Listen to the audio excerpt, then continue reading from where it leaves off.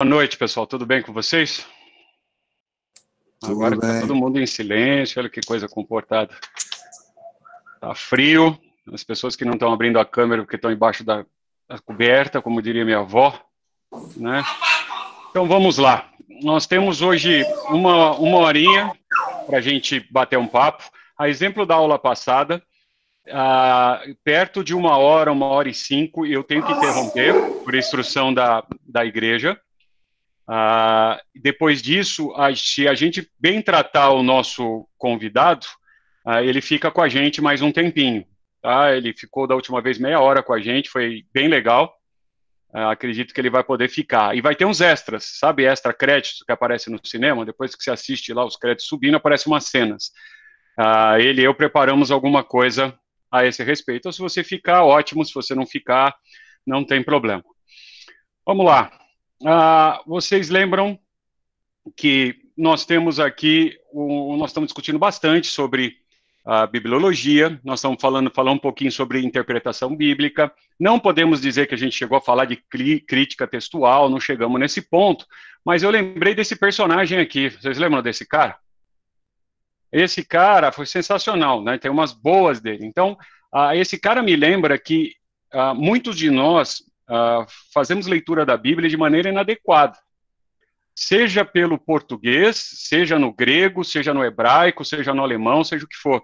Muitas pessoas leem nas escrituras o que elas querem entender delas. Então, a exemplo do Chaves aqui, quando eu estava lendo uma carta da Chiquinha, e tem até uma música disso, é um episódio famoso deles, ele diz, né, na epidemia de panças indigestas, e na verdade o que a Chiquinha estava dizendo para ele era que ela estava na academia de danças indígenas.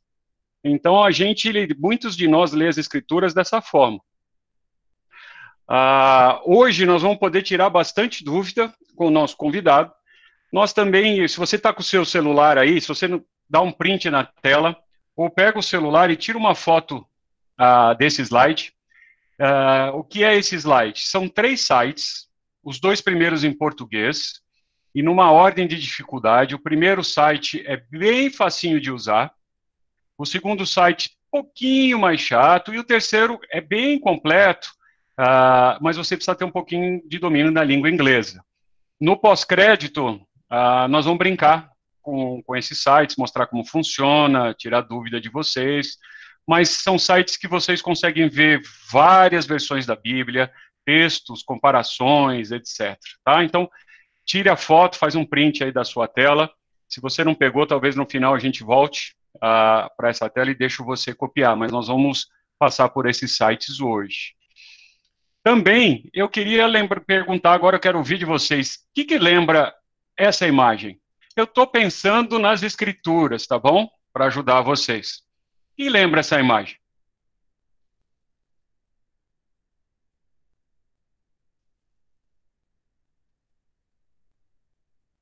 Nada?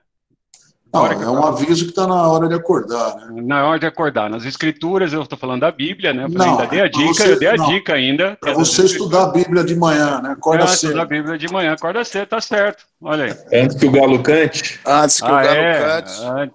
Muito bem, antes que o galo cante, né? É um episódio que a gente pode entender, que eu entendo que é triste, que aconteceu com quem mesmo? Pedro, exatamente. Pedro. E lembra do nosso novo convertido, né? O nosso MC Mano, ele está assim, empenhadíssimo em estudar as escrituras e ele estava passando por isso. Como assim? Negou Jesus, o cara que andou com Jesus, pô, aceitei Jesus, o cara nega Jesus.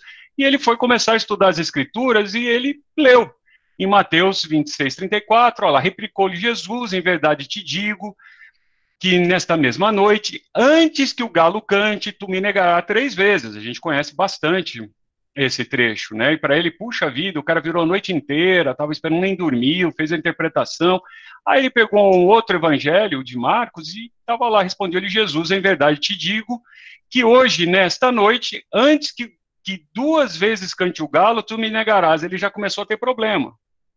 O galo cante, aqui já são 2 vezes. Aí ele foi para Marcos, no mesmo evangelho, um pouquinho mais para frente, no mesmo capítulo, e lá tem, e logo cantou o galo pela 2ª vez. Então Pedro se lembrou da palavra que Jesus lhe dissera, Antes que 2 vezes cante o galo, tu me negarás 3 vezes. E caindo em si, desatou a chorar.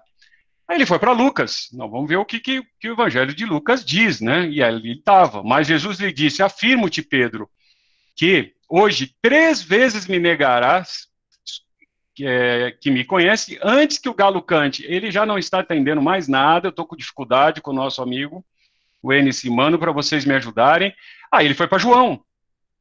Né? Ele foi para João. Então, João é aquele evangelho que a gente dá para todo mundo que se converte ou quer se converter, e a gente fala, lê João, né? Então ele foi ler João. Respondeu-lhe Jesus: darás a vida por mim? Em verdade te digo que jamais cantará o galo antes que me negues 3 vezes. Aí a pergunta é, como é que a gente ajuda esse o nosso amigo Enes Simano, que chegou na igreja há pouco tempo, está tentando fazer o possível para estudar as escrituras e enfrenta esse tipo de dificuldade. Então, guarda esse slide aí, tira uma foto. Eu espero que você consiga ajudar o Enes Simano, porque eu tenho certeza que você já estudou a escritura, já sabe desse episódio, vocês mataram o Galo, o Pedro. Então, fica bico para vocês responderem esse tipo de dúvida dele. Como é que ele se vira nessa? Quantas vezes o Galo canta, o Galo nem canta, não tinha Galo, entendeu? A gente precisa ajudá-lo. Mas, para isso, né, a gente tem o nosso convidado de honra, que vai nos ajudar a tirar estas e outras dúvidas. Como eu estava dizendo aí para um outro pessoal, é um cara que não vai precisar de tradução no céu, ele fala a língua de Moisés, vai falar com Isaías, vai bater um papão, entendeu? A hora que pegar Paulo, vai falar em grego direto com Paulo, e a gente vai ficar chupando o que ele falou, o que ele falou. Mas o Natanael, ele vai ser humilde e vai ajudar a gente. É um cara que não liga a Bíblia, porque hoje em dia a gente liga a Bíblia, né? Alguns abrem ainda, mas ele não, ele desenrola, entendeu? Ele pega lá o papiro no original, desenrola a Bíblia. Esse é o cara. Natanael. Natanael está com a gente, e se a gente o tratar bem também, a gente vai contar com a ajuda dele para fazer um exercício de crítica textual, ou se você queira, de tradução, deste versículo. É um versículo também bem conhecido. Vocês vão matar de que episódio é esse das Escrituras. E João 1,27, nós temos lá: embora ele venha depois de mim, não sou digno de desamarrar as correias da sua sandália. Na NVT, lembra que a gente estava falando de traduções de Bíblia para o português? A NVI já diz assim: é ele que vem depois de mim, cujas correias das sandálias não sou digno de desamarrar. Aí a gente vai para Corrigida Fiel, e ela diz assim: este é aquele que vem após mim, que é antes de mim, do qual eu não sou digno de desatar a correia da alpargata. E por último, aí eu deixo para vocês lerem, vocês já estão craques, etc. Esse aqui é um texto que é do texto Preceptus, vocês já mataram isso, o Natanael já explicou lá passada, então você já sabe o que é o texto recebido, e Natanael depois pode ajudar a gente com esse ponto. Veja, esse ponto para o texto, para a gente pensar, traz uma informação sobre a divindade do Senhor Jesus muito grande. Né? Este é aquele que vem após mim, ele vem após mim, mas que é antes de mim. Então, é a divindade do Senhor Jesus, do qual não sou digno de desatar a correia da alpargata. Nas outras versões, esse texto é omitido. E como é que a gente faz? Como é que a gente se vira? Como é que a gente resolve? Por isso, a gente tem Natanael. Natanael, você está com a gente? Câmbio. Tô sim. Ufa, achei que ele tinha ido embora, gente. Que frio na barriga, eu ia ter que responder tudo isso sozinho. Não faz assim que eu sou cardíaco. Eu vou fazer companhia para Dorilé, não faça isso. Boa noite, gente. Bom, posso seguir aqui, ó? Por favor, a classe é sua. Pessoal, aproveitem, façam bastante perguntas, e para quem chegou agora, depois que a gente encerrar oficialmente a aula, nós vamos ter o Natanael, vai ter umas coisas legais no pós-crédito aí com a gente. Vai lá, Natanael. Deixa eu só compartilhar aqui a tela.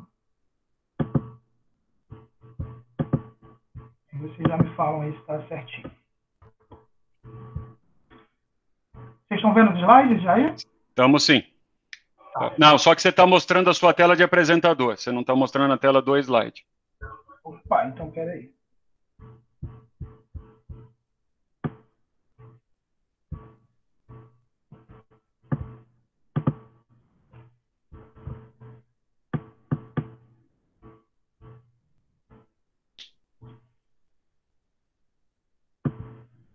Você vê, né? Um cara tão inteligente, fala não sei quantas línguas, não consegue apertar um botão no PowerPoint. Agora foi, escapou isso daí. Foi. Legal.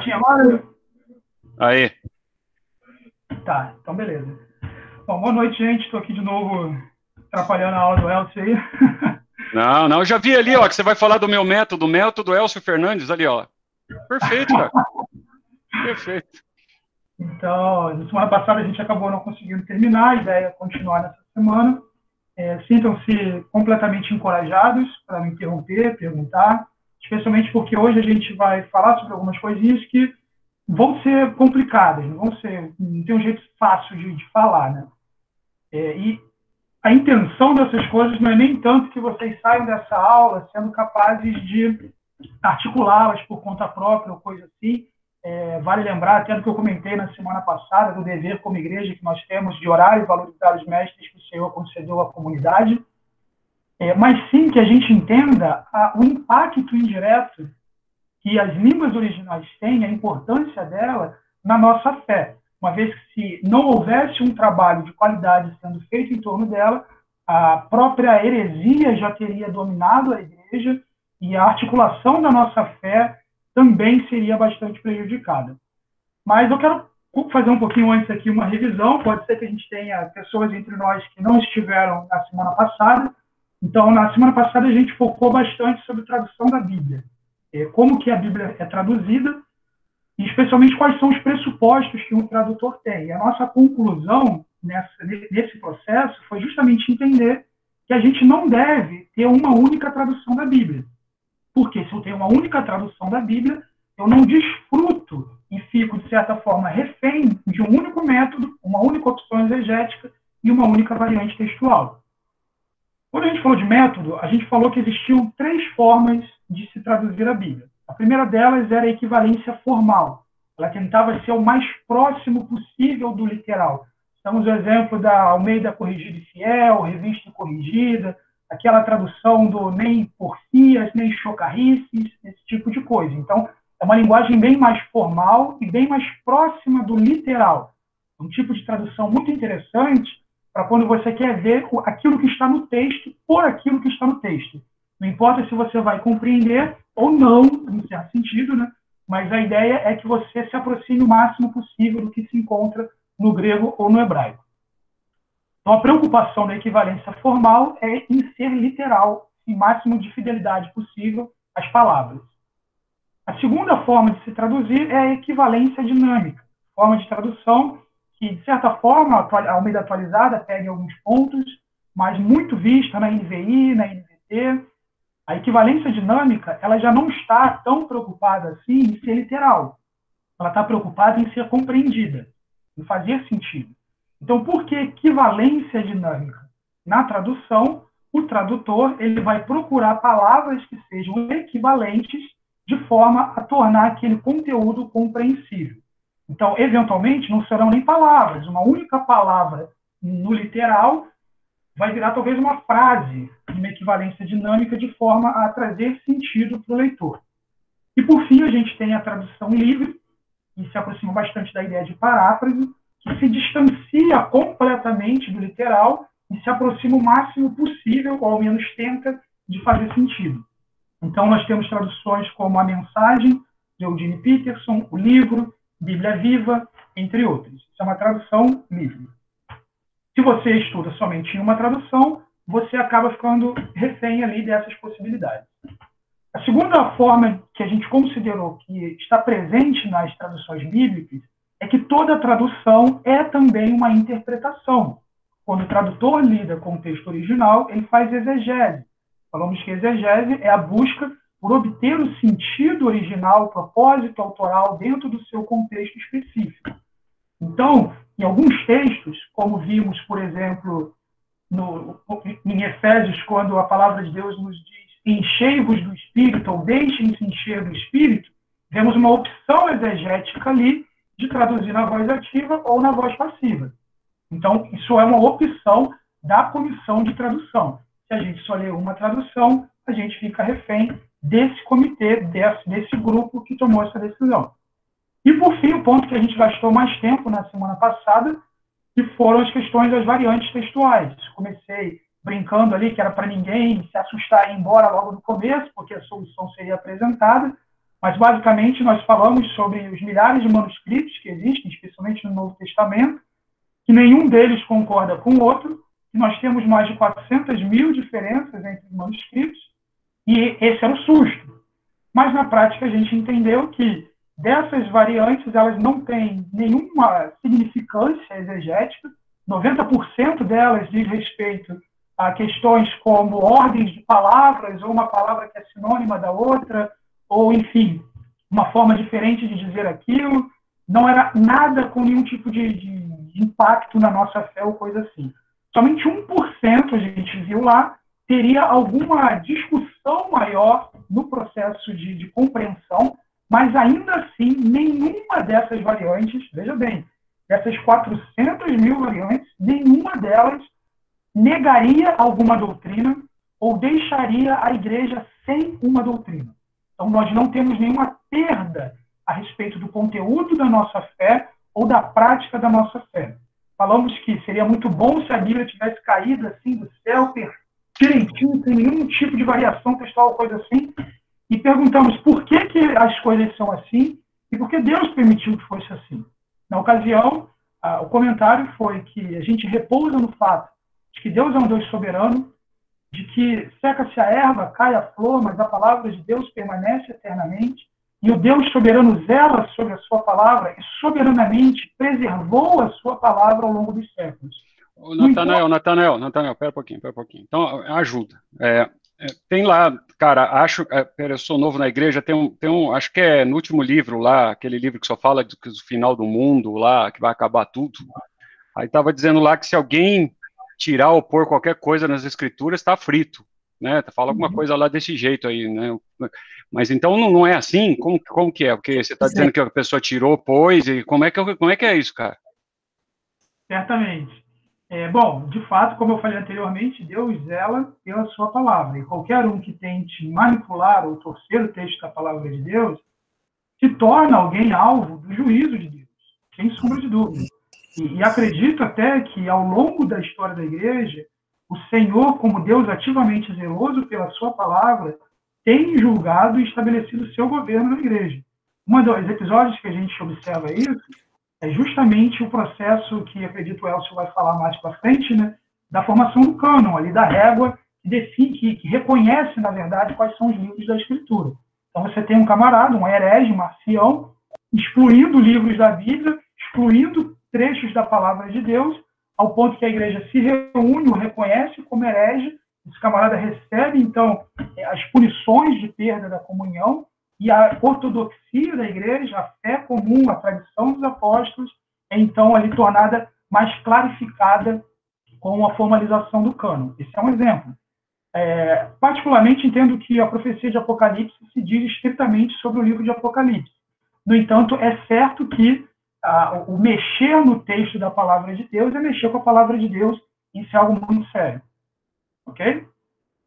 Então você falou rapidinho, então aquela profecia para aquele livro lá, não é para a Bíblia inteira. Interessante isso aí, cara. Eu vou pensar nisso essa semana, aí eu pergunto a hora que vem. Não, legal, toca aí, mas não tinha sacado essa não. Então a gente tem, então, uma vez que existem essas variantes, e o Senhor, como Deus soberano, poderia fazer de uma forma diferente, mas soberanamente direcionou a história de forma que assim lidasse no contexto bíblico, parece quase como uma forma de colocar a Igreja de Cristo em movimento. Como Igreja de Deus, nós temos que estudar, nós temos que aprofundar, nós temos que ir fundo na palavra de Deus de uma forma intensa e constante ao longo de toda a história da Igreja. Isso é algo impressionante, é algo difícil, mas é algo que eu creio ressalta tanto a soberania de Deus como a ativa presença de Deus no meio do seu povo, nos falando por meio da sua palavra. Isso foi o que a gente comentou, então, na aula passada. No começo dessa aula, antes da gente dar seguimento onde a gente pararia, a pedido do Elcio, eu vou dar um exemplo, utilizando o texto ali de João, capítulo 1, versículo 27. Curiosamente, esse texto ele tem questões ali de crítica textual, no entanto, infelizmente, esse não é um texto que a gente vai poder ver tudo que poderia, tudo não, assim, né? Uma quantidade maior de ferramentas relacionadas à crítica textual, porque o problema ali ele não é tão problema assim. vocês já vão entender. O Elcio colocou anteriormente ali as versões, né? Aqui eu estou utilizando a Almeida Corrigida e Fiel e a Almeida Revista e Atualizada. Então, este é aquele que vem após mim, que é antes de mim, do qual não sou digno de desatar a correia da alparca. E na atualizada, o qual vem após mim, do qual não sou digno de desatar as correias da sandália. Na verdade, você tem 3 questões de crítica textual aqui. Uma vem logo no comecinho, se você perceber, este é aquele o qual. Você tem uma diferença aqui entre 2 manuscritos. Você tem esse trecho a mais, que está na CF, que é antes de mim. E você tem também um artigo ali que há alguma discussão também em torno dessa variante. Mas vamos olhar então, gente, como que o tradutor ali, como que a pessoa que fosse fazer essa crítica textual olharia para esse texto, o que ele pensaria de forma bem básica. É óbvio que muito mais seria considerado aqui. Bom, se a gente for olhar para 2 aspectos, 2 evidências, vamos colocar assim. Uma é a chamada evidência externa e a outra é a evidência interna. Evidência de quê? Evidência de que aquela versão, a evidência de que aquele texto lá do grego, daquela forma, é o texto original. A gente definiu crítica textual como a ciência que busca entender o texto original quando você não tem mais os originais. Importante falar isso para quem não estava na semana passada. Nós não temos os originais do Novo Testamento, do Antigo Testamento. Nós temos cópias desses originais fielmente preservadas ao longo dos séculos. Então, olhando para a evidência externa, a gente consideraria o seguinte. Uma tabelinha como essa seria preenchida. Não sei se está legível para vocês aí.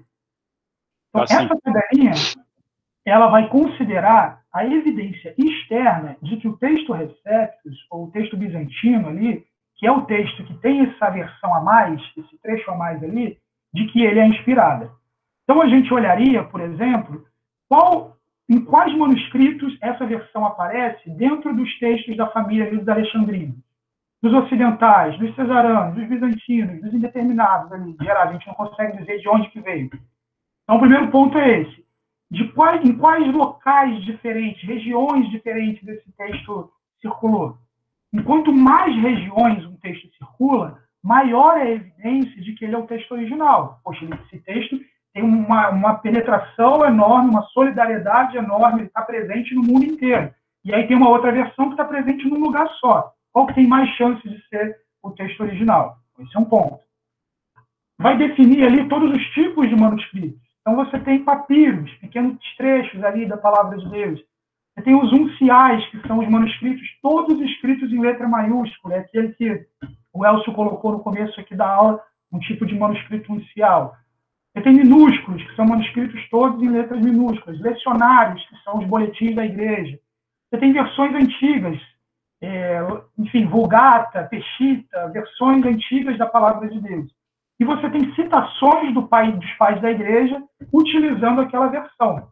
Uma coisa muito interessante que eu comentei quando falei de variantes textuais na semana passada foi sobre o poder de preservação do Novo Testamento, de que seria possível reconstruir o Novo Testamento inteiro apenas com lecionários e citações dos pais da igreja, de tanto que a Bíblia foi citada. Nenhum outro livro na história possui algo desse tipo.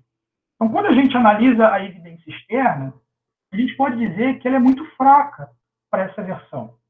Você percebe que ela só circula dentro da tradição ali bizantina, e a gente tem uma quantidade até pequena de manuscritos que contém esse tipo de informação.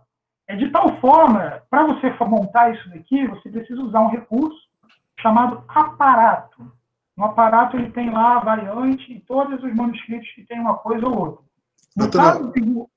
Pois não? Dá licença. Rapidamente, você podia, nesses unciais, que são os maiúsculos e minúsculos, o porquê que um está com letra, o outro número, tem algum significado? Rapidamente, só para não... O que significaria no minúsculo esses 5 código? O que... É sistematização, é uma questão técnica, assim, não tem uma razão específica ou coisa assim. Pode até ser que tenha algo do tipo época que foi descoberto, por isso A, B ou C, isso eu não saberia dizer.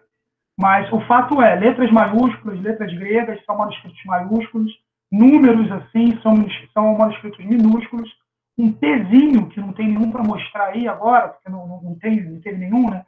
um Pzinho seria um papiro, o lecionário seria um Lzinho, um número embaixo, dando código. Então, é mais uma questão técnica de identificação. Cada manuscrito ele tem um nome, né? Codex Vaticanus, Codex Sinaíticos, ele tem um nome técnico assim, e ele tem uma letra que representa ele, a fins de facilitar a compreensão. De cabeça, eu não sei aqui, só sei as versões.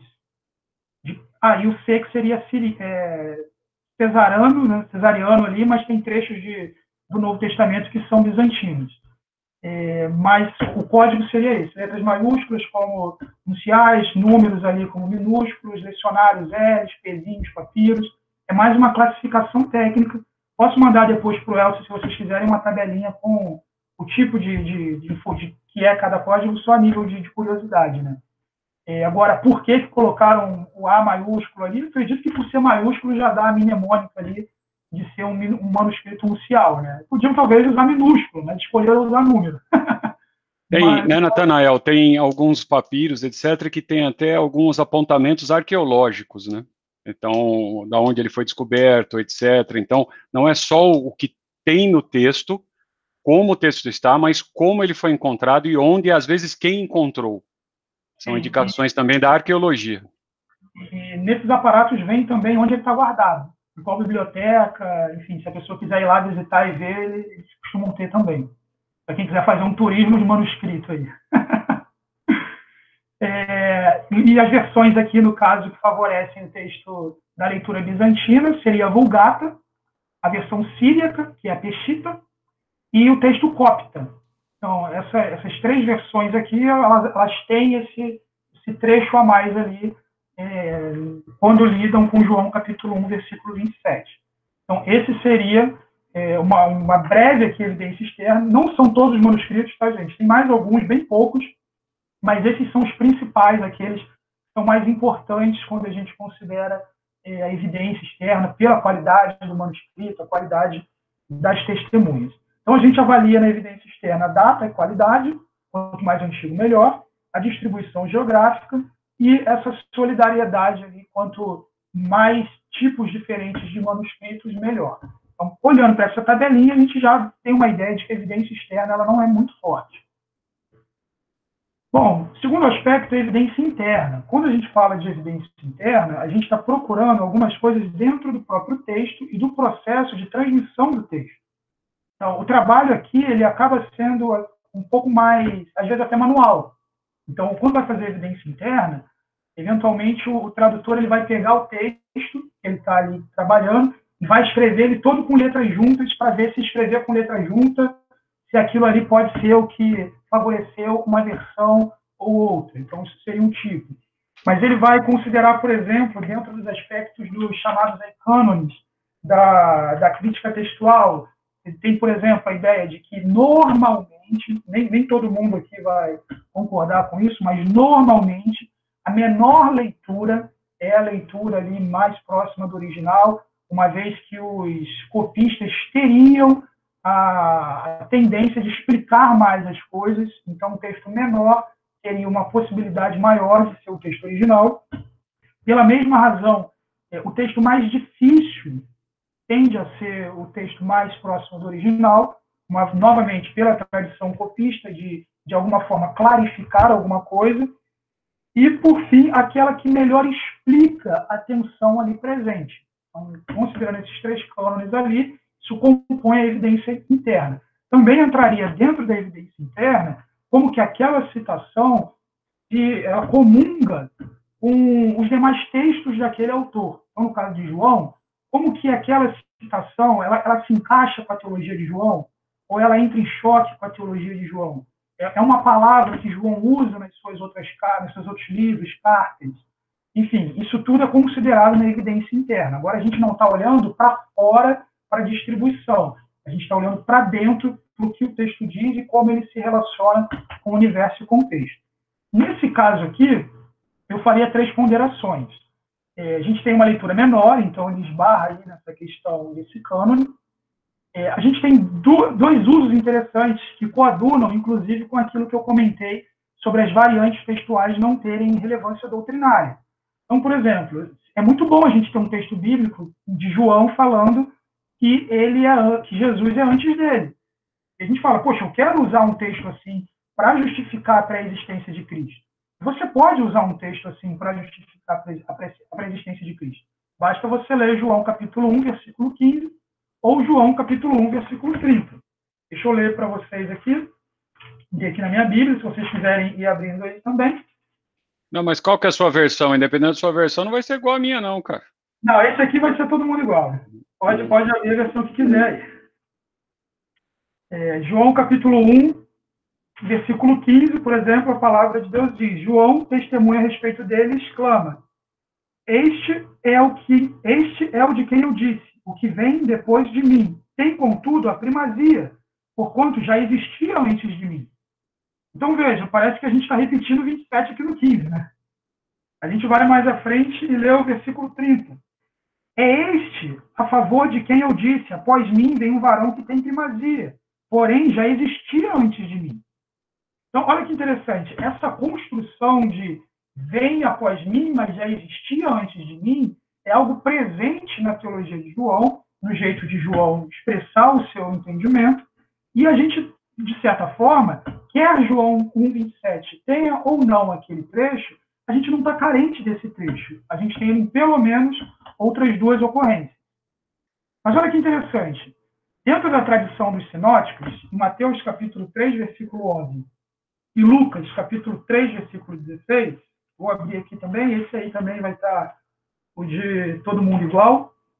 Então, primeiro aqui, Mateus capítulo 3. Mateus capítulo 3, versículo 11, a Bíblia diz: Eu vos batizo com água para arrependimento, mas aquele que vem depois de mim é mais poderoso do que eu, cujas sandálias não sou digno de levar. Ele vos batizará com o Espírito Santo e com fogo. Então, olha que interessante. O texto de Mateus não contém esse trecho ali, quando, enfim, nenhuma das versões, a gente não tem uma variante textual trabalhando isso aqui. E o texto de Lucas, capítulo 3, versículo 16, a gente vê acontecendo novamente a mesma coisa que aconteceu com Mateus. Versículo 16 diz: Disse João a todos: Eu, na verdade, vos batizo com água, mas vem o que é mais poderoso do que eu, do qual não sou digno de desatar as correias da sandália. Ele vos batizará com o Espírito Santo e com fogo. Então, assim, de uma forma bem básica, isso aqui poderia ser trabalhado com mais intensidade. No entanto, esse é um texto que não tem muita briga, ok? Ainda que a CF tenha traduzido assim, se você olha, por exemplo, no aparato, eles só colocam ali os manuscritos que têm essa versão, eles nem colocam os que não têm, porque os que não têm são quase todos. Mas a conclusão que eu tiraria seria, dada a pequena evidência externa e interna, a leitura conforme a NVI é correta. E diria aqui como minha conclusão: o copista provavelmente, para trazer clareza e harmonização, incluiu a ideia de João capítulo 1, versículo 15, e João capítulo 1, versículo 30, e João capítulo 1, versículo 27. Então, naqueles poucos manuscritos que a gente viu lá, o copista, nessa tendência de harmonização, ele olha para o versículo 15, ele olha para o versículo 30, ele vê aquela construção e ele harmoniza no versículo 27. Então, de uma forma bem básica, isso seria um processo de crítica textual, considerando evidências internas e externas. E, por essa razão, a maior parte das traduções colocaram como a NVI coloca. Então, se na sua Bíblia tem um colchete dizendo que, segundo os melhores manuscritos, João 27 foi colocado daquele jeito, é mais ou menos um trabalho como esse que foi feito. Tá claro? Tá claro, é uma xerox que mexe no texto, entendeu? Eu vou lá, tiro cópia do papel e ela altera o texto para mim. Esse negócio aí tá complicado, entendi. Entendeu? O cara copia, mas põe o que ele quer. Entendi, isso aí a gente tem que conversar melhor, hein? Mas vamos lá. Na prática não é nem um pouco assim, né? O processo do copista ele é bastante sério, feito com muita seriedade, e até a ideia de harmonização ela acontece com essa intenção, né, de gerar um tipo de clareza e confiança. A presença ou não disso não diminuiria a qualidade do texto. Você lê o texto de João 1, capítulo 1, versículo 27, com ou sem essa cláusula, isso não fará diferença alguma na nossa fé. Então, o ponto é esse. Mas a história copista, se os irmãos quiserem depois, acredito que no YouTube tem um documentário, infelizmente eu não tenho de nome aqui agora para recomendar, mas se você for estudar como que é a seriedade desses camaradas com Deus, como que Deus preservou a tradição copista ao longo da história, de perseguições, de morte, de doença, e quanto sangue essa turma deu para preservar a palavra de Deus, isso está muito longe de qualquer displicência ou má intenção com a palavra de Deus, de forma alguma. É um processo bastante sério e com muito temor a Deus. Temos alguma questão aqui sobre isso, ou eu posso seguir para onde a gente parou na aula passada? Posso seguir?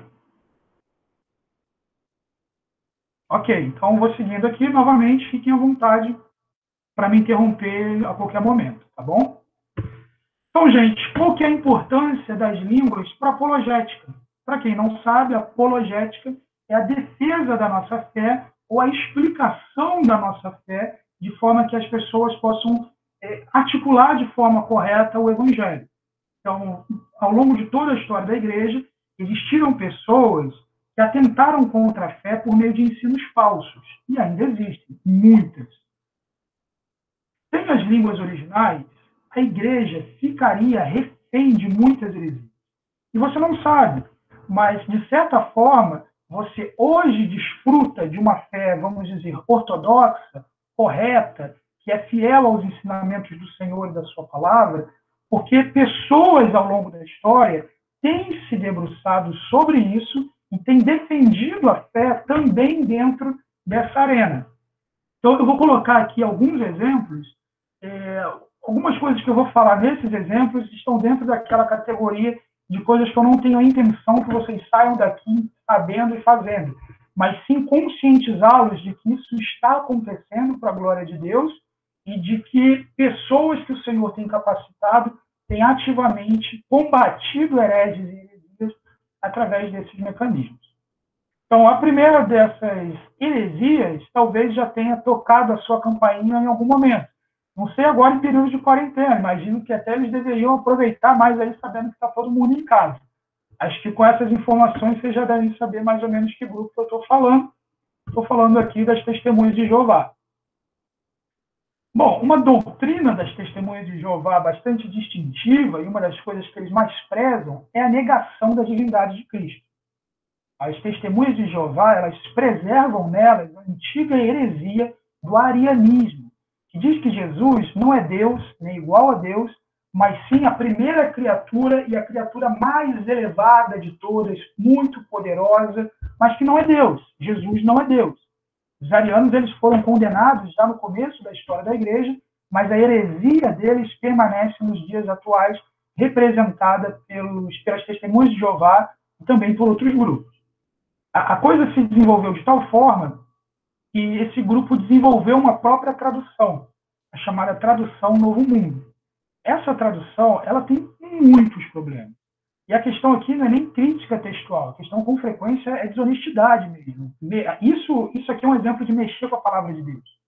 O que esse pessoal fez das Testemunhas de Jeová não é crítica textual, não é o exercício piedoso de descobrir e se esforçar usando o seu intelecto para a glória de Deus, para abençoar a igreja. Não. O que a turma fez aqui é literalmente torcer a palavra de Deus para caber às heresias. E se a pessoa simplesmente faz isso e não tem resposta, aqueles que são de alguma forma contatados por essa doutrina ou heresia se tornam ali presa fácil. Então, mais um exemplo, tem muitos outros exemplos de diferenças, mas um exemplo de crítica textual não, né? De diferença ali entre a tradução Novo Mundo das Testemunhas de Jeová e a Nova Versão Internacional, ou qualquer outra versão bíblica. Tradução Novo Mundo. No princípio era a palavra, e a palavra estava com Deus, e a palavra era em Deus. Por outro lado, a NVI e todas as outras versões dizem: no princípio era aquele que é a palavra, ele estava com Deus, e era Deus. Isso aqui é muita coisa. A gente tem um versículo dizendo que Jesus é Deus. A gente tem outro versículo dizendo que Jesus é um Deus. Quando ele diz que Jesus é um Deus, ele quer dizer que Jesus era divino. E, de alguma forma, ele tinha nele características, potências que pertenciam a Deus, mas ele não era Deus. É dessa forma que esse texto vai ser ensinado. Qual é o problema e de onde as testemunhas de Jeová se basearam para torcer o texto e chegar a essa conclusão? Adivinhe, o texto grego. Esse é o texto de João, capítulo 1, versículo 1. Esse trechinho pintado aí de amarelo é o trecho que está sendo disputado entre um Deus ou entre era Deus. Então a gente tem Theos, Deus, Hem, que é em, Hologos, a palavra. Se a gente traduz direto isso aqui, sem fazer nenhum exercício ou coisa assim, ficaria dizendo, e um Deus era a palavra. Por que era um Deus era a palavra? Ou a palavra era um Deus, do jeito que as testemunhas de Jeová traduziram? Porque no grego a gente não tem artigo indefinido. Uma, uns, umas, a gente não tem isso. Normalmente, o artigo indefinido, ele é sugerido pela ausência de um artigo. Para vocês terem uma ideia, isso aqui é um artigo, tá, gente? Não sei se vocês estão vendo meu mouse aqui, mas esse Ozinho aqui na frente do logos, Hologos, a palavra. Isso aqui é um artigo, aqui vocês estão vendo não tem nada. Então, como não tem nada, com frequência, isso significa que você deve colocar ali um artigo indefinido na tradução. Então, se a gente só se baseasse nisso, a gente traduziria como e a palavra era um Deus, da forma como a tradução Novo Mundo colocou. Só que, será que realmente precisa ser assim? Será que, na verdade, é assim? De fato, não. Você não tem toda a história de 2020 anos aí de cristianismo, com todas as mentes cristãs trabalhando em cima do texto, e todo mundo está errado e somente o cara que fez a tradução Novo Mundo certo. Qual é a solução para isso aqui? Isso é a chamada regra de Coel. Então, essa aqui é uma frase daquelas que a gente nunca quer ler e decorar, porque é aquelas frases cheias de palavrinha que a gente não lembra o significado. Mas a regra desse camarada diz o seguinte: se o artigo definido estiver omitido e o predicativo depois do verbo, o artigo será indefinido. Se estiver antes, será definido. Isso é uma regra que se aplica à palavra de Deus, se aplica ao grego, poiné, na verdade, na forma de lidar e traduzir o texto. Então vamos voltar lá para o texto bíblico. Essa é a estrutura que a gente tem lá. A gente tem Deus ali como esse predicativo. Esse predicativo está antecedendo o verbo, que era o verbo ser, ok? Ali, no caso, no passado, era. E a gente tem ali a palavra, o substantivo. Nesse momento, olhando para aquela regra, a gente tem esse predicativo nominal antes do verbo. Então, esse é um texto que pede que, mesmo que o artigo esteja omitido, que ele seja colocado. Não tem expectativa que você tenha entendido absolutamente nada, mas pode ser que você seja uma pessoa muito jóia e tenha entendido tudo. Excelente, mas, excelente. Para vocês é o seguinte, justamente por... O MC já está pendurado numa corda, hein? Já, mano. Eu tô aqui, ó, viajando, cara. Esse cara aí fala que é para prestar atenção, mas não entende nada, bicho. Tô então, noutra já. Justamente por existir isso, e por existir um camarada que na história da igreja se dedicou à palavra de Deus, se dedicou ao estudo do grego, observou as estruturas do grego, chegou à conclusão de que existe uma regra na tradução do grego, que não vale só para a Bíblia, vale para tudo, é que hoje a gente pode chegar para uma testemunha de Jeová e dizer: a sua Bíblia está errada, ela foi manipulada. O texto está distorcido. Então, olha que importante isso, gente. Se essa pessoa não tivesse feito isso, a gente não teria o que falar. A gente ficaria refém disso. E sabe o que acontece? Talvez alguns aqui na sala que não entenderam o que eu falei, que de fato todos nós precisamos lidar com isso algumas vezes para entender, seriam persuadidos. É possível até que se alguém, antes de você ouvir essa aula, um testemunho de Jeová abrisse para você o texto grego, falasse isso para você, e você fosse conferir e descobrisse realmente que não tem artigo indefinido no grego, você falasse: é verdade, Jesus não é Deus. Então, veja, o que eu quero aqui não é que você saia daqui falando: pô, legal, aprendi que o artigo definido tiver obtido predicativo antes do verbo. Não é isso que eu quero que você entenda. O que eu quero que você entenda é que línguas originais são importantes para a preservação da nossa fé, para a defesa da nossa fé, e que indiretamente você se beneficia disso. Você se beneficia disso porque o trabalho está pronto. próxima vez que uma testemunha de Jeová for falar com você e falar com você sobre isso, aí você fala de um jeito que ela não entende. Você chega e fala, olha, mas na verdade você não está levando em conta aqui na sua tradução a regra de Coel. E pronto. Mas o ponto você está ignorando coisas na sua tradução. A tradução está errada. Se você não tem essa informação, você está refém disso. Entende? Então, o ponto é esse. Há um uso apologético que, mesmo sem nos aprofundarmos pessoalmente nos textos originais, no grego e no hebraico, a gente se beneficia dos estudos tão preciosos, de mentes brilhantes, que o Senhor tem concedido ao longo da história da igreja, no passado, no presente, e ainda continuará abençoando a sua igreja com essas mentes ao longo de toda a história. Nenhuma heresia ficou sem resposta na história da igreja. Nenhuma. Nenhuma fica hoje em dia e nenhuma vai ficar. E, com frequência, a resposta que nós vamos dar a esses hereges, a falsos mestres, servos de Satanás que pervertem a verdade, vai se encontrar aí, numa frase muito complicada, um pensamento dentro de línguas originais. Talvez a maior parte de nós não será capaz de entender e articular, mas que o Senhor tem concedido à igreja, pastores, mestres e apologetas, pessoas que vão discernir e apresentar para a igreja e para os hereges a verdade de Deus. Essa é a intenção que eu quero aqui. Está clara essa intenção? Alguém tem alguma pergunta ou quer colocar alguma coisa sobre isso? Então, ok, vou seguir aqui. O outro ponto diz respeito à inspiração da Bíblia. 1 Timóteo, capítulo 3, versículo 16, na Almeida Revista e Corrigida, diz: toda a escritura divinamente inspirada é proveitosa para ensinar. 1 Timóteo 3,16 diz: toda a escritura é inspirada por Deus e útil para o ensino. Então veja, se eu traduzo como toda a escritura é divinamente inspirada e proveitosa para ensinar, eu estou dizendo duas coisas.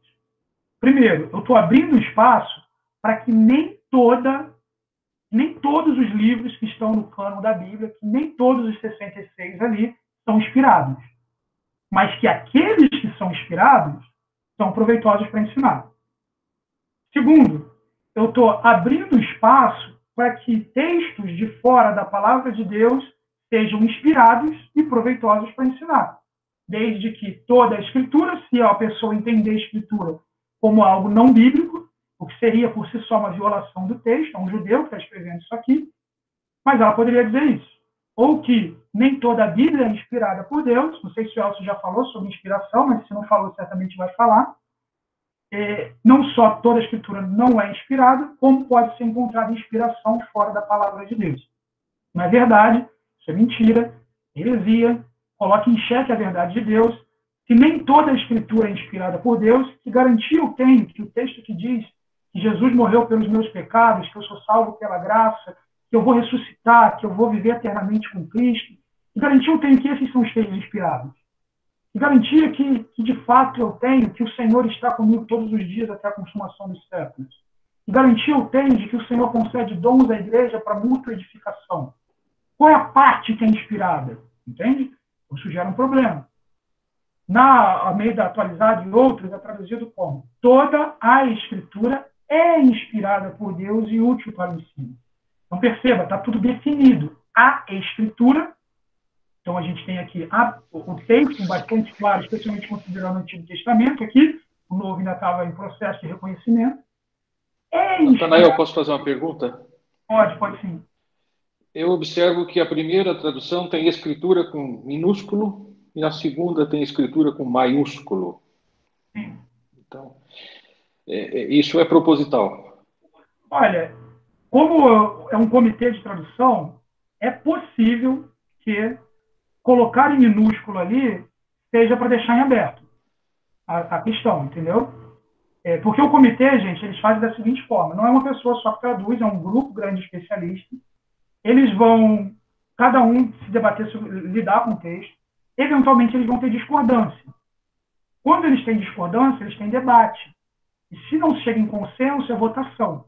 Então, essa seria a última etapa. Então, a última etapa seria votar pelo ponto final.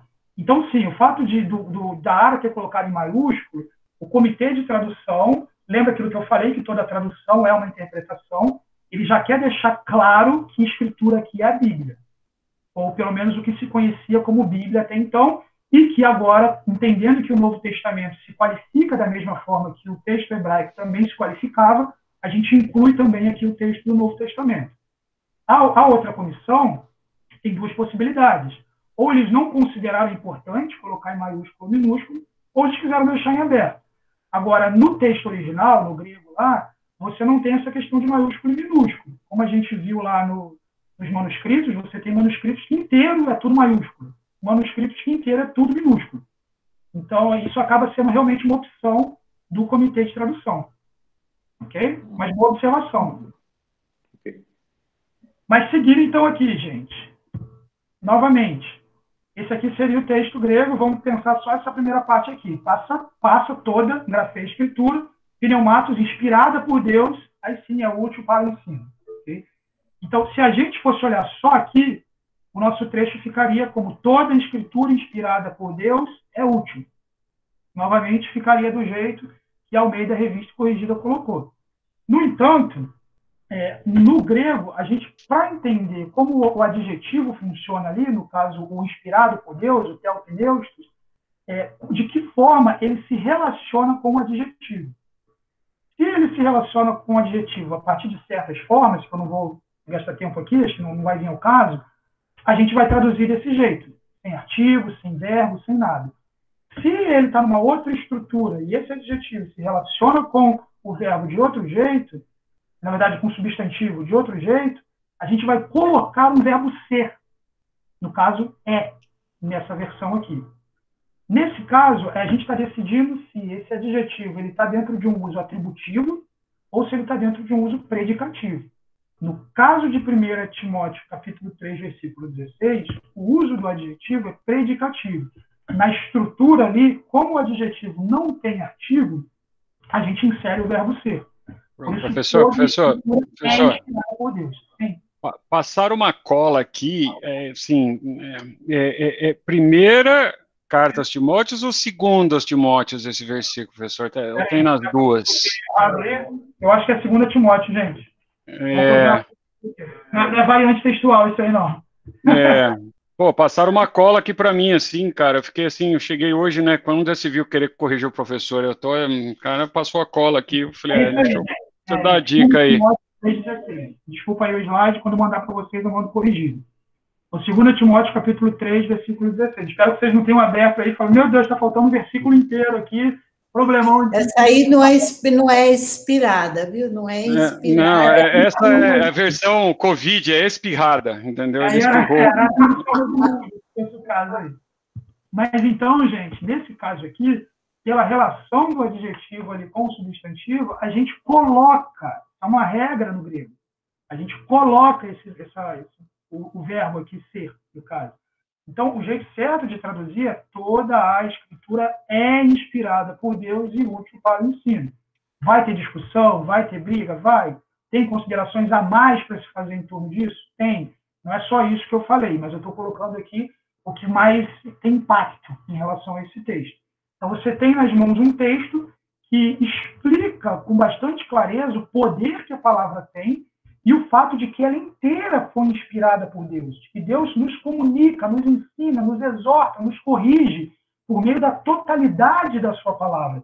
Por essa razão, a gente deve ler muito a Bíblia, ler ela inteira, várias vezes, todos os dias, ainda que não se aprofundando em cada trecho da Bíblia, mas lendo constantemente também, panoramicamente, tomando contato com a inteireza do texto da palavra de Deus. 3 capítulos por dia, gente. Você lê a Bíblia inteira em um ano. Professor, mesmo aqueles capítulos lá que fica falando que o Ciclano é pai de Ciclano, que nasceu de Beltrano, que é filho de não sei quem, os nomes tudo estranho, aquilo lá também? Isso aí também, né? Isso aí? É curioso, mas tem seu valor. E tem bastante valor, dentro do propósito específico. Vou dar um exemplo. Quando a gente olha as genealogias as primeiras genealogias... isso aí, genealogia, isso aí, eu não estava lembrando. E a gente tem que admitir que essa genealogia aí é inspirada também? É a turma que pula a genealogia quando chega na hora dela. Aí, opa, isso aqui não serve. Não, não dá para ler. alguns trechos da Bíblia, meus irmãos, obviamente, eu tenho que tomar muito cuidado com o que eu vou dizer aqui agora, porque existe uma heresia que se aproxima muito disso. Seria a ideia de ter um cânon dentro do cânon, uma palavra de Deus que é a palavra de Deus e outra que não é. Mas é fato que existem trechos da palavra de Deus que nos comunicam com muita clareza e facilidade, de modo que a gente lê e sabe o que a gente precisa fazer com aquilo. E tem trechos que eles são muito importantes para a nossa fé, não individualmente, mas dentro do contexto maior daquele livro e, sobretudo, dentro do próprio contexto da própria Bíblia. Se vocês têm dúvidas disso, abram o começo dos evangelhos aí de Mateus e Lucas, e você vai ver que os dois começam vindicando a divindade e messianidade de Cristo, baseado nas genealogias. Agora, me diz uma coisa, se isso não tivesse sido preservado, como que isso teria sido feito? De que forma a gente regrediria a messianidade de Cristo até Davi? De que forma a gente faria isso até Deus? De que forma a gente diria e olharia essa genealogia, não só como uma genealogia, mas como uma história? Ao longo de milhares de anos, o Senhor atravessando a vida de cada uma daquelas pessoas, preservando a semente messiânica, colocando o mundo debaixo do dilúvio, preservando a família que traria o Messias, construindo o reino. Na verdade, ainda bem antes disso, levando o povo ao cativeiro no Egito, sendo libertos por Moisés, atravessando o deserto, construindo o reino, dividindo o reino, indo para o cativeiro, para uma outra nação, e tudo isso preservando essa semente santa que esmagaria a cabeça da serpente na plenitude dos tempos. Olha que gloriosa mensagem extraímos de uma genealogia. A genealogia mostra a fidelidade do Senhor em todas as eras, em preservar a sua promessa declarada em Gênesis, de que ele nos remiria através do Messias, através do seu Filho. E veja, que coisa maravilhosa, através de uma genealogia. Não somente isso, a gente olha as primeiras genealogias de Gênesis, sendo seguidas logo ao mandamento de Deus, de que quando aquele casal comesse do fruto, eles morreriam. E a gente tem uma grande genealogia sendo escrita e dizendo, fulano gerou ciclano, uma lista enorme ali de nomes maravilhosos que você dá para os seus filhos. Eu estou me inspirando ali, brincadeira. Mas fulano gerou ciclano e morreu. Que gerou Beltrano e morreu. E que já gerou outra pessoa e morreu. Uma genealogia inteira mostrando Deus falou e se cumpriu. Deus disse que a gente ia morrer. E olha aqui, ó, todo mundo nascendo e morrendo. Então, veja, tem seu valor? Muito. Mas não como um versículo que eu leio, fulano gerou ciclano. Palavra do Senhor, graças a Deus. Não é isso. Mas dentro de um contexto, dentro da história da revelação, dentro da Bíblia, dentro do livro que foi escrito, tem sim muito valor, é inspirado por Deus, útil para o nosso ensino. Acredito que o uso que eu fiz de genealogia aqui talvez tenha abençoado sua vida e a palavra de Deus te abençoando. Então, espero que vocês não pulem a genealogia das próximas vezes. Ok? Então, vamos seguindo aqui. Alguém tem alguma pergunta sobre a questão aqui de... Professor, você tem mais 5 minutinhos no máximo. Tá legal. Então, vamos estar acabando aqui já. Então, uso da Bíblia para o estudo pessoal. Esse aqui a gente comentou na semana passada, sobre como que as línguas permitem a gente entender alguns detalhes do texto. Jeremias 1,11, a gente tem um ramo de amendoeira, e Deus fala, você viu um ramo de amendoeira? É por isso que eu estou vigiando. Lendo só no português, a gente pensa, poxa, mas qual a relação entre ramo de amendoeira e vigiar? E quando a gente vai para o texto original, a gente vê que é a mesma palavra. Amendoeira, shadek, vigiar, velar, shodek. Então, se você tira esses pontinhos ali, que são as rodinhas, que dão os sons das vogais, é a mesma palavra. Então, quando Deus diz, ele está dizendo, assim como essa amendoeira, eu zelo, eu velo. E a curiosidade é que a amendoeira ela é a primeira árvore que frutifica ali, chegando na estação da primavera. Então, quando isso acontece, quando ela começa a florescer, isso indica para o povo que a estação está mudando. E Deus diz, assim como essa árvore, como o florescimento dessa árvore indica que necessariamente o fruto vai acontecer, o fato, Jeremias, de você profetizar indica que eu vou cumprir o juízo que eu estou determinando. Isso não vai falhar. Eu zelo pela minha palavra. Então, mais um exemplo aí de texto que mostra o valor que o Senhor tem pela sua palavra. Temos também compreensão de formas. Aqui eu vou mostrar alguns exemplos do Salmo 119. Não sei quantos têm conhecimento desse tipo de estrutura acróstica. o Salmo 119, assim como vários outros trechos da palavra de Deus no hebraico, ele é escrito de uma forma que cada bloco, com um certo número de versículos, inicia com a mesma letra. Então, no caso aqui, todos eles iniciam com Aleph. Está vendo aqui as letrinhas? Blocos de 8 versículos, no caso do Salmo 119. Precisa lembrar que é o contrário, né? A gente faz isso da direita para a esquerda, né, professor? Da direita para a esquerda no hebraico, tá? Talvez vocês tenham bem lembrado aí. Se lê da direita para a esquerda. Então, aqui, ó, todos começando com Beit. Agora, olha que interessante, gente. Vocês sabem para que isso? Tem duas razões. A primeira é uma questão, sim, de estilo literário, de métrica, realmente de tornar ali o texto belo, estruturado, de forma que comunique a verdade ali, não só com totalidade, mas também, enfim, com estética, né? Você tem essa questão cultural ali, mas também isso tem um papel de memorização. Você saber que os 8 versículos ali começam com a mesma letra, depois os outros com as outras 8, isso auxiliaria no processo de decorar o texto. Então, olha que interessante, isso sugere que quando o Salmo 119 foi composto, a expectativa era que os 176 versículos fossem memorizados. Os 176 versículos que falam sobre a palavra de Deus. Então, olha que interessante, novamente, olha o valor que Deus dá para a palavra de Deus. Então, professor, então dá para entender assim, de que quando eu pego uma tradução, seja para a língua que for, aquela história de eu ver uma coisa dublada, eu perco algumas coisas de beleza da língua original do que está sendo falado. Eu nunca tinha visto isso aí na Bíblia em português. Nem sabia que isso aí existia. Sim. A gente perde esse tipo de forma, a gente perde outras formas também. Tem várias formas na Bíblia, especialmente no hebraico, né? Mas, enfim, você tem os paralelismos, que de modo geral são preservados.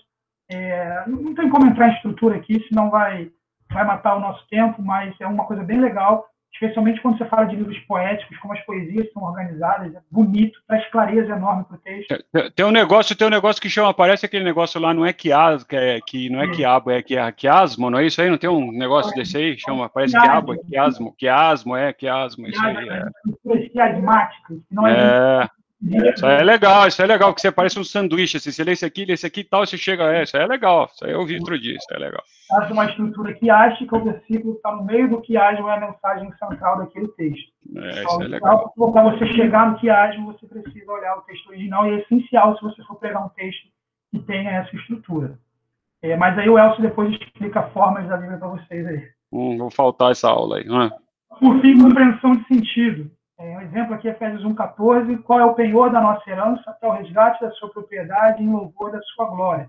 Quando a gente pensa em penhor em português, a gente pensa em quê? Eu vou lá, estou precisando de dinheiro. Põe no prego.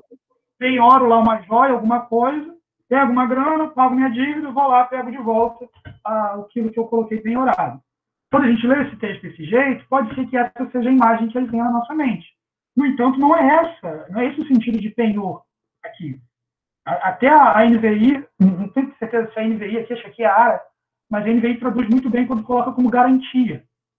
A palavra que é traduzida como penhor aqui é arrabon. Ele apresenta a ideia de um primeiro pagamento, é uma palavra dentro de uma transação comercial, de um primeiro pagamento que compromete o comprador a quitar com a dívida. Então, quando a pessoa chega lá, aquele comerciante faz um arrabon, ele deu um primeiro pagamento, a partir do momento em que ele deu aquele pagamento, ele está obrigado a depositar todo o restante para pagar aquilo que ele comprou. Agora, olha que interessante, gente, quando a gente olha esse trecho com essa perspectiva. O Espírito Santo aqui o Espírito Santo é a garantia da nossa herança. Em que sentido? Olha que poderoso isso. O próprio Deus se obrigou ao nosso resgate ao nos conceder o Espírito Santo como um primeiro pagamento. Isso tem implicações, por exemplo, de que a sua salvação não pode ser perdida porque Deus se comprometeu em te resgatar. Isso tem implicações de dizer que o Senhor está contigo, Ele não simplesmente te salvou e te deixou por aí. Ele está envolvido no processo do seu resgate, Ele se obriga, Ele é o penhor, a garantia da nossa herança, a garantia de que seremos resgatados pelo Senhor, que é o nosso proprietário, tudo isso por louvor da glória de Deus. Então, uma compreensão de sentido a mais. E, por fim, gente, eu quero deixar algumas sugestões aqui, softwares que você possa ler melhor a Bíblia, sabendo uma palavrinha no original, de forma bem básica, como The Word, MassWord e Olive Tree, esses dois últimos para celular. Você pode fazer uma análise básica, uma pesquisa. Você pode comprar um dicionário de grego e hebraico para olhar a palavra. Então, eu vou voltar aqui daqui a pouco e mostro para vocês. E, por fim, como se aprofundar comprando gramáticas, léxicos, dicionários, se você quiser se aprofundar mais sobre isso. E quero deixar 2 dicas aqui. A primeira é essa série de vídeos, Deus nos deu um texto, por Daniel Wallace, uma das maiores autoridades de grego hoje no mundo. Nesse link você tem uma série de vídeos dele sobre crítica textual, muito bom, fácil compreensão, não foi feito para academia, assim. Então, recomendo muito que vocês assistam, é gratuito, está no YouTube. E nesse outro link, se vocês quiserem baixar o The Word, eu coloquei ele aí com todos os módulos para vocês baixarem. Não sei se vocês vão conseguir ver aí, mas só para mostrar para vocês, isso aqui é o The Word, é um softwarezinho gratuito, estou arrastando ainda. Softwarezinho gratuito para computador, para Mac seria outro link, tá, gente? Se você tem Mac. Está aparecendo aí para vocês? Não apareceu ainda não. Então, peraí. Professor, então, gente, vou ficar devendo isso aqui. Professor, vou fazer o seguinte, deixa eu encerrar a aula e a gente fica no pós-crédito aqui. Aí a gente mostra esse e os outros ali. Okay, pessoal... Gente, só agradecer a turma aqui. Pessoal, agradeço a presença de vocês. Desculpa a correriazinha nesse finalzinho aí, mas espero que de alguma forma tenha abençoado a vida de vocês aí. Natanael, eu que agradeço. Prazer ter você como pastor da nossa igreja, um irmão em Cristo e alguém que divide bastante coisa com a gente, me ensina bastante. Muito obrigado. Tá bom? Vamos ficar junto aqui no pós-crédito. A gente bate um papão agora. Beleza.